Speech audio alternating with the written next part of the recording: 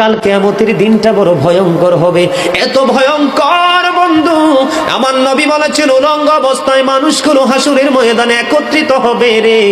ও বন্ধু, প্রত্যেকের কবর থেকে ওই হাসরের ময়দানটা কমপক্ষে 50,000 বছরের রাস্তা হবে রে বন্ধু। এই জন্য নবী যখন মেরাজের রজনীতে বোরাক দেখেছিল, আমার নবীকে আল্লাহ দাওয়াত দিয়েছে, বোরাক দেখে আমার নবী এত ক্রন্দন করেছিল, মনে হয়েছিল যেন আমার নবীর চক্ষু মুবারক দুইটা ঝর্ণা হয়ে গেছে। এই যুবক, কাল কিয়ামতের দিন ঘাম এত ঘামবে রে, কেউ মাজা পর্যন্ত, কেউ নাভি পর্যন্ত, কেউ বা আবার পুরো শরীর বন্ধু ঘামের নিচে ডুবে থাকবে, আবার মাথার মগজ টকবক টকবক করে উতরাইতে থাকবে রে।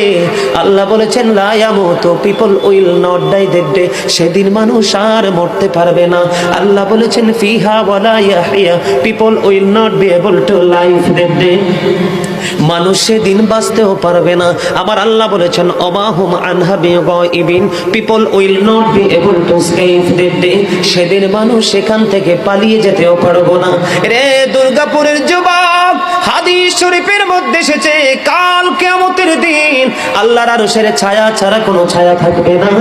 ওই কাল কিয়ামতের দিন এই দুর্গাপুরের যুবকগুলো চাইয়া দেখেন চাতক পাখির মতো বসে আছে।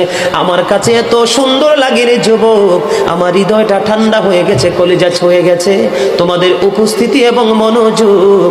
আল্লাহ রাব্বুল আলামিন হাদিস শরীফের মধ্যে এসেছে কাল কিয়ামতের দিন আর 7 শ্রেণীর মানুষকে আল্লাহর আরশের ছায়ার নিচে জায়গা দিবে রে।